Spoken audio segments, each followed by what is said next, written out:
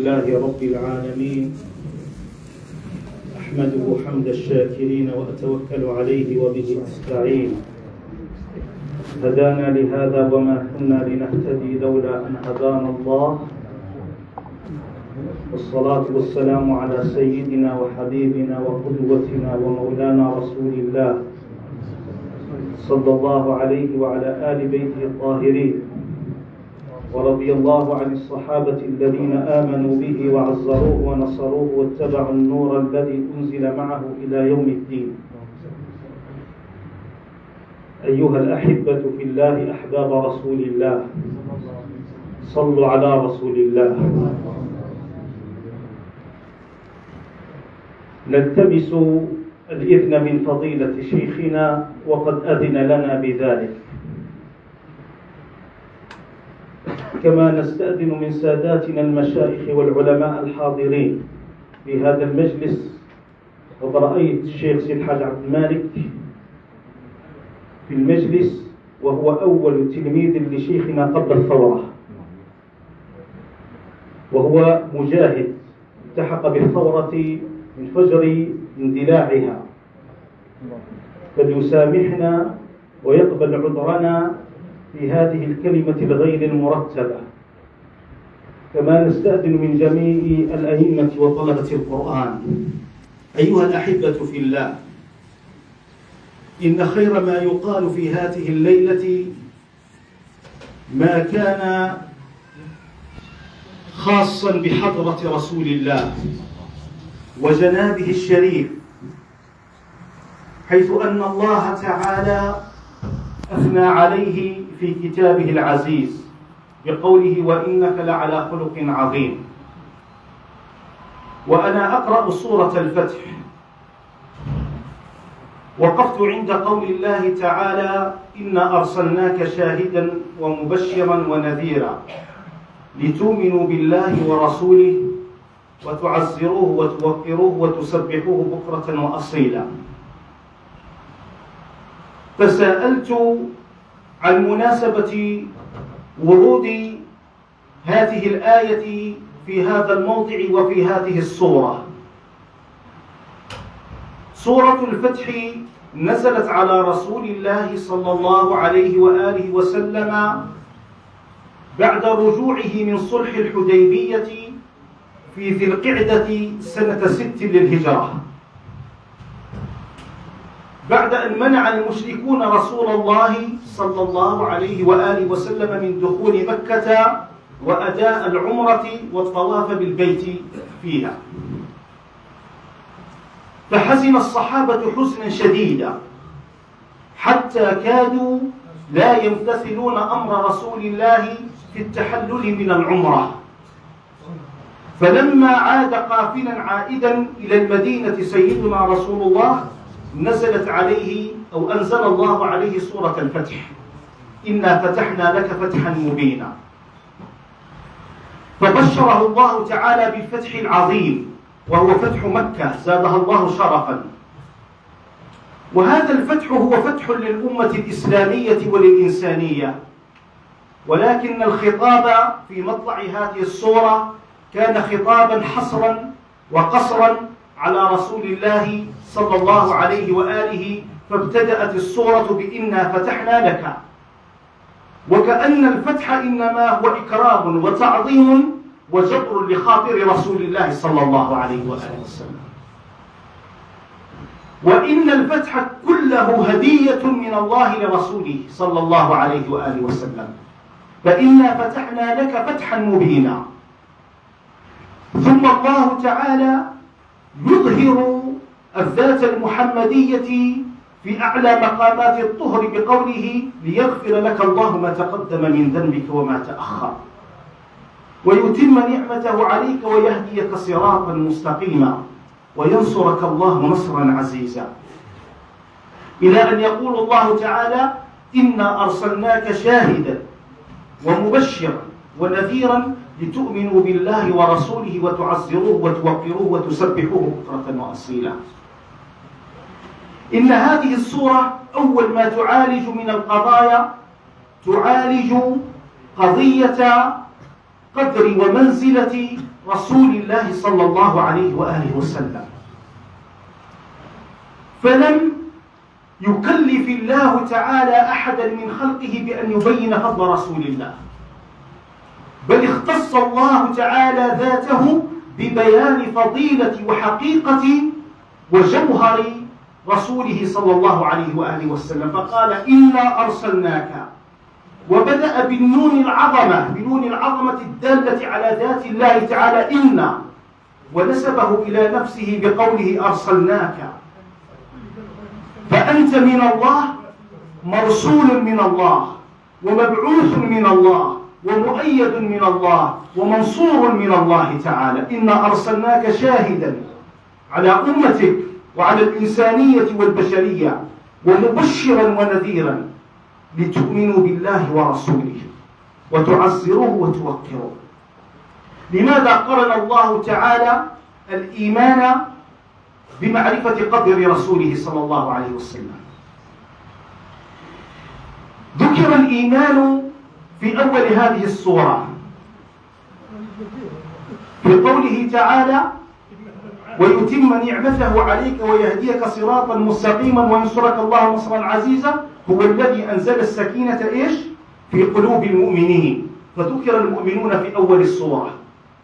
وختمت السورة بقول الله تعالى وعد الله الذين آمنوا وعملوا الصالحات منهم مغفرة وأجرا عظيما، فذكر المؤمنون في آخر السورة. فأي الإيمان المطلوب من المؤمنين الذي ذكره الله في أول السورة وفي آخر السورة؟ هو هذا الإيمان في الآية 8 و9 من سورة الفتح، لتؤمنوا بالله ورسوله، أي لا إيمان حقيقة بالله إلا إذا اقترن هذا الإيمان برسول الله، ولا تعظيم لله تعالى إلا إذا عظم رسول الله، لتعزروه ولتوقروه ولتسبحوه بكرة وأصيلا. فإن الإيمان المطلوب في سورة الفتح المذكور أولا وآخرا هو الإيمان بالله وبرسول الله، وتعظيم الله وتعظيم رسوله صلى الله عليه وآله وسلم، وتعزره وتوقره. ما معنى تعزره وتوقره؟ قد يقول القائل وسمعنا كثيرا أن محبة رسول الله هو اتباع رسول الله. نعم، هو مظهر من مظاهر المحبة، ولكن ليس الاتباع هو المحبة. الاتباع هو شعور قلبي وعاطفة قلبية يحس بها الإنسان تجاه محبوبه، أن تحب رسول الله صلى الله عليه وآله وسلم حبا يلامس حبه قلبك حتى يستولي على جميع مشاعرك، فلا تحب أحدا إلا رسول الله صلى الله عليه وآله وسلم. كما كان الصحابة رضوان الله تعالى عليهم في حبهم لرسول الله. يسمع سيدنا الزبير بن العوام قتل رسول الله فيخرج من غير أن نستر عورته، فيحمل سيفه فيلاقيه رسول الله ما حملك على ما فعلت يا زبير؟ فيقول سمعت بأنك قتلت. فيقول ماذا كنت صانعا؟ قال والله لأضربن بسيفي هذا من لاقيت حتى أقتل في سبيل الله. فضمه إلى صدره وقال لكل نبي حواري، وحواري الزبير بن العوام. لقد علم الصحابة مقدار رسول الله فعظموه أشد التعظيم، فما كانوا يروه بشرا، فلذلك شرب الحجام دم رسول الله، وشربت الجارية بول رسول الله ولا أقول أكرمكم الله، بل أكرمنا الله تعالى ببول رسول الله صلى الله عليه وآله وسلم. صلوا على رسول الله. لتعزروه ولتوقروه. تعزير النبي وتوقيره وتعظيمه من مقتضيات الإيمان التي لا يبلغ المسلم درجة الإيمان إلا إذا تحقق بمقام محبة رسول الله صلى الله عليه وآله وسلم. ولذلك أيها الأحبة في الله تعالى مدح المسلمون من العهد الأول إلى يومنا هذا رسول الله صلى الله عليه وآله وسلم. فيقول حسان بن ثابت رضي الله عنه وأجمل منك لم تر قط عيني، وأفضل منك لم تلد النساء، خلقت مبرأ من كل عيب، كأنك قد خلقت كما تشاء، كأنك قد خلقت كما تشاء، ويقول رضي الله عنه وأرضاه: أغر عليه للنبوة خاتم، من الله مشهود يلوح ويشهد. وضم الإله اسم النبي إلى اسمه، إذا قال في الخمس المؤذن أشهد. وشق له من اسمه ليجله، فذو العرش محمود وهذا محمد. صلوا على رسول الله صلى الله عليه وآله وسلم. لما سمع حسان بن ثابت أن أبا سفيان بن الحارث بن عبد المطلب ابن عم رسول الله يهجو رسول الله، ود عم النبي، ولكن كان يهجو رسول الله قبل أن يسلم، وقد أسلم هذا عام فتح مكة. وله قصة لطيفة يوم فتح مكة، وهو الذي اعترض رسول الله صلى الله عليه وآله وسلم، وأشار إليه الإمام علي بأن يقول لرسول الله: والله لقد آثرك الله علينا وإن كنا لخاطئين. فقبل رسول الله إسلامه فأنشد قائلا: والله إني حين أحمل راية لتغلب خيل اللات خيل محمد، لك المدلج الحيران أظلم ليله، فهذا أواني حين أهدى فأهتدي. هداني هاد غير نفسي ودلني على الله من طردته كل مطرد. فضرب رسول الله بيده على صدره وقال: ويحك أنت طردتني كل مطرد.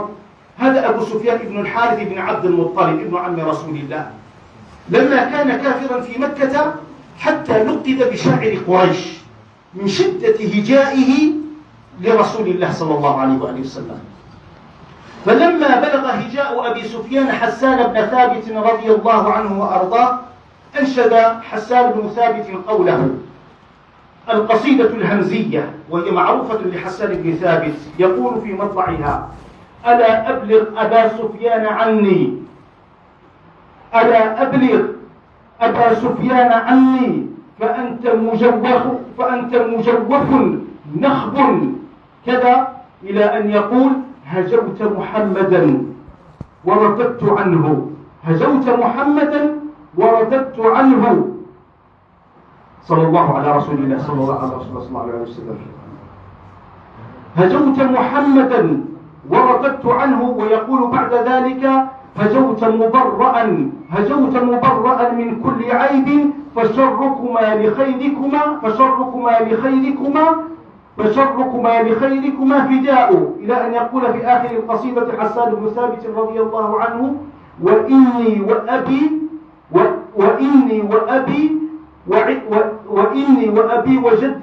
وجدي لعرض محمد منكم وقاء، أي أنه يفدي رسول الله صلى الله عليه وسلم بأبيه وجده وعرضه.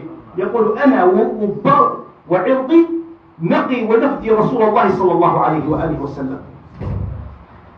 هؤلاء الصحابة عرفوا قدر رسول الله صلى الله عليه وآله وسلم، وإننا نتعلم من هذه المجالس كيف نحب رسول الله صلى الله عليه وسلم.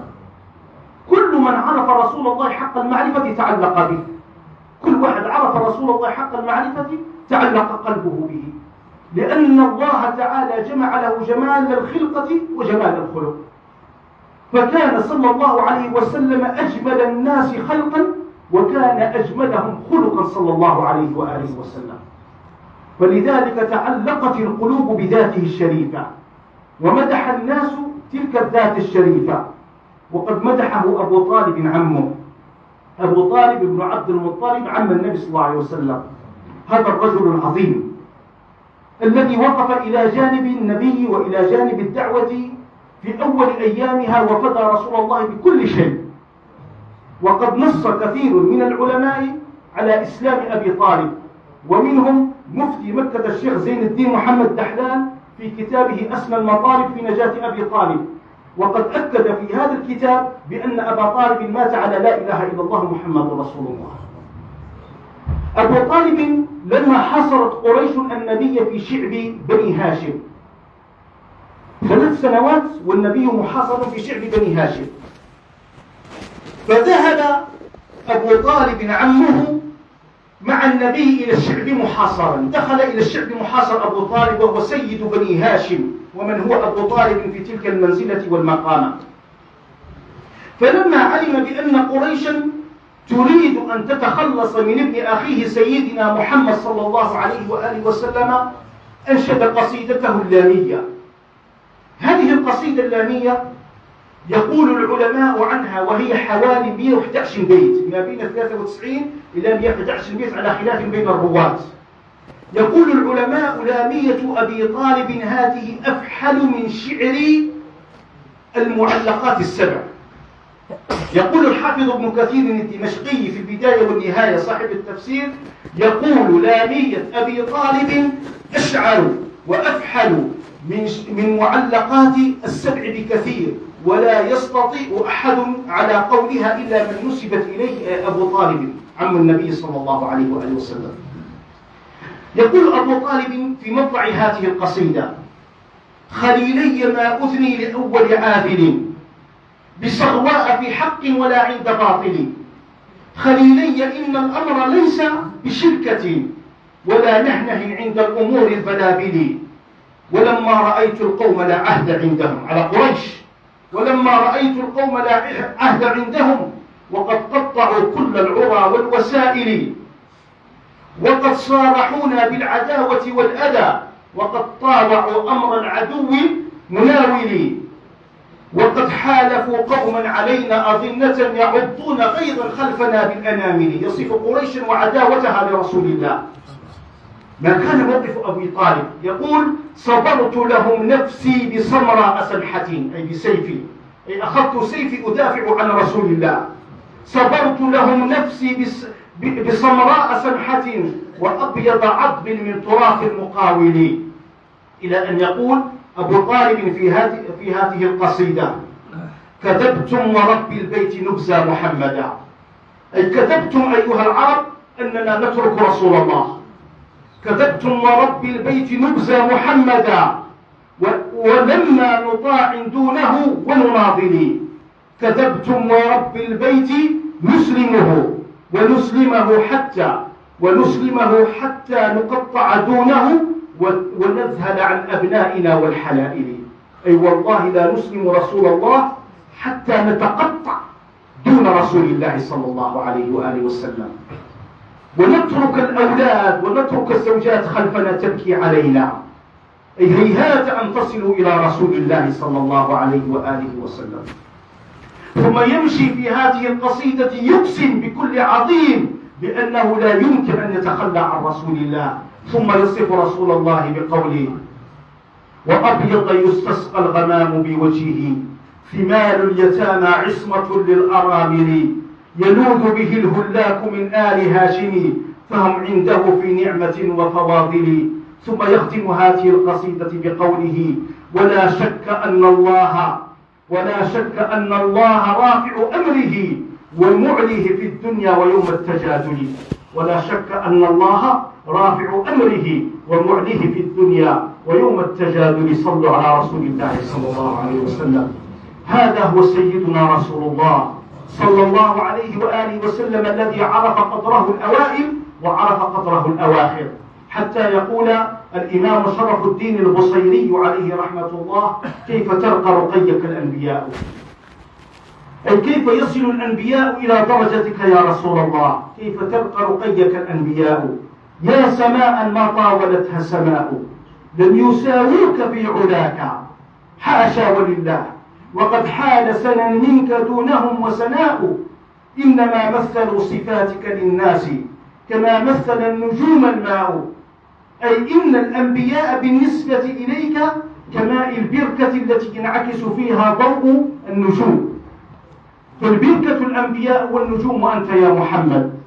إنما مثلوا صفاتك للناس كما مثل النجوم الماء، أنت مصباح كل فضل، أنت مركز النور والإشعاع، أنت مصباح كل فضل، فما تصدر إلا عن ضوئك الأضواء. لك ذات العلوم من عالم الغيب، يصح بالفتح وبالكسر، من عالم ومن عالم. لك ذات العلوم من عالم الغيب، ومنها لآدم الأسماء. إذا اختص الله آدم بعلم الأسماء فأنت قد جمع الله لك العلوم كلها، ومن بينها علم الأسماء التي اختص بها آدم. لك ذات العلوم من عالم الغيب، ومنها لآدم الأسماء لم تزل في ضمائر الكون تختار. لك الأمهات والآباء، أي إن الله تعالى حفظ نسلك الشريف من آدم إلى عبد الله وإلى سيدنا عبد الله وسيدتنا آمنة بن وهب رضي الله عنه، فكل أصلك شريف يا محمد، فالذي اختار لك أصلك هو الله. لم تزل في ضمائن الكون تختار لك الأمهات والآباء، وقد صدق صلى الله عليه وسلم بقوله إن الله خلق الخلق فاختار منهم آدم، ثم اختار منهم عرب، ثم قريشا، إلى أن يقول ثم بني هاشم، ثم اختارني من بني هاشم، فأنا خيار من خيار من خيار. فإن الله تعالى احفظوها قد حفظ لرسوله صلى الله عليه وآله وسلم نسبه أصلا وفرعا، فكما طهر له أصله في الآباء والأمهات طهر له نسبه في الذرية من الأبناء، فقال تعالى إنما يريد الله ليذهب عنكم الرجس أهل البيت ويطهركم تطهيرا. فرسول الله طاهر الأصل وطاهر الفرع، ولا أحد خلقه الله طهر له أصله وفرعه إلا سيدنا محمد صلى الله عليه وسلم. لم تزل في ضمائر الكون تختار لك الأمهات والآباء. ما مضت فترة من الرسل إلا بشرت قومها بك الأنبياء.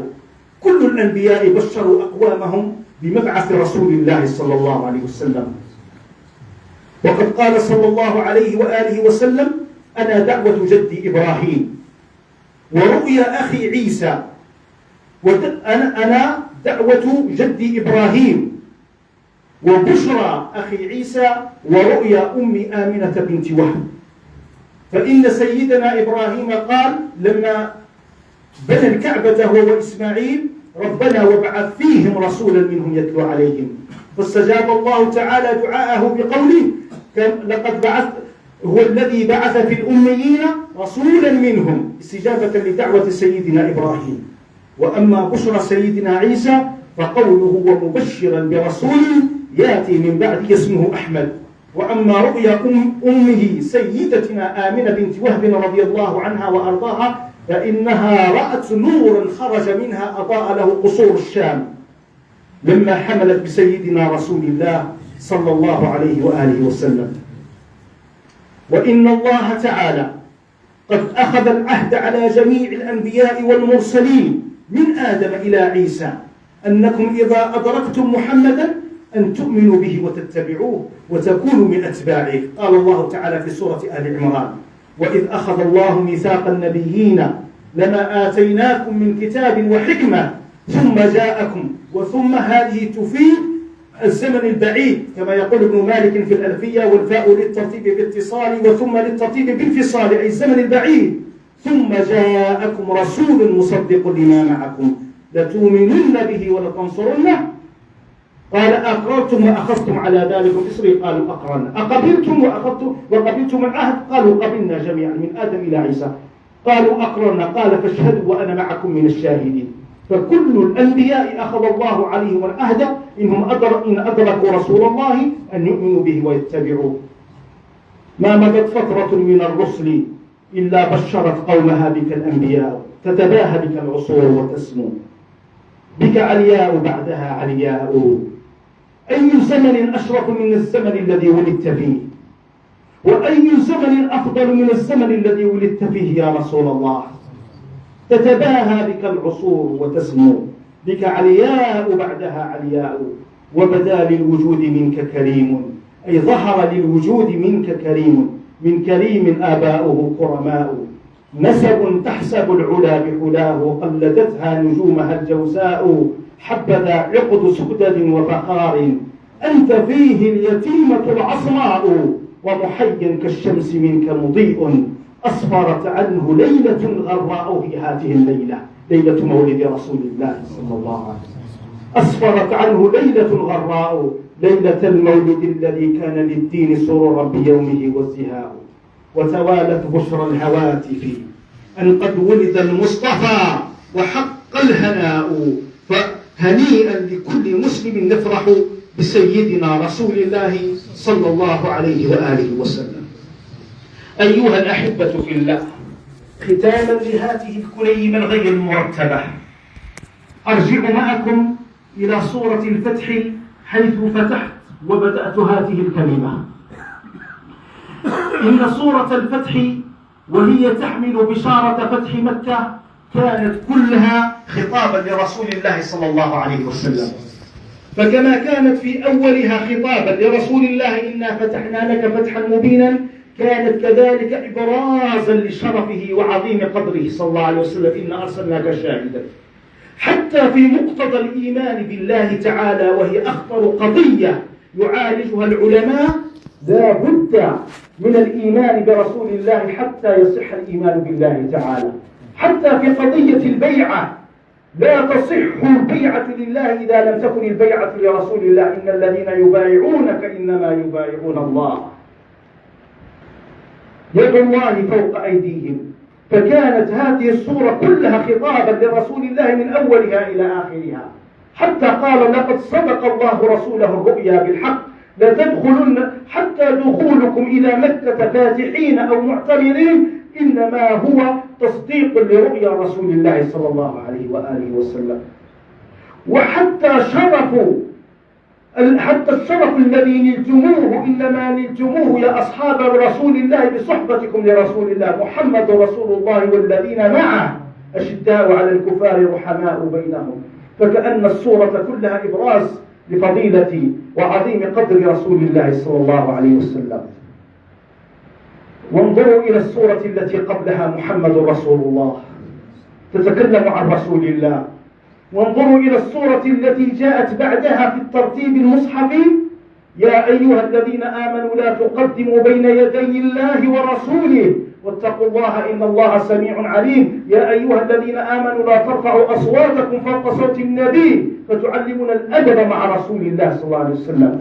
وكأن السياق القرآني كله إبراز لفضيلة وعظيم قدر رسول الله. حتى إن أول آية نزلت في القرآن الكريم اقرأ فكانت خطابا لرسول الله. اقرأ بضمير المفرد، اقرأ أنت يا محمد، اقرأ خطابا له وحده. اقرأ باسم ربك أول ما نزل من القرآن. وإن آخر آية نزلت في القرآن كانت خطابا لرسول الله فسبح بحمد ربك واستغفره إنه كان توابا.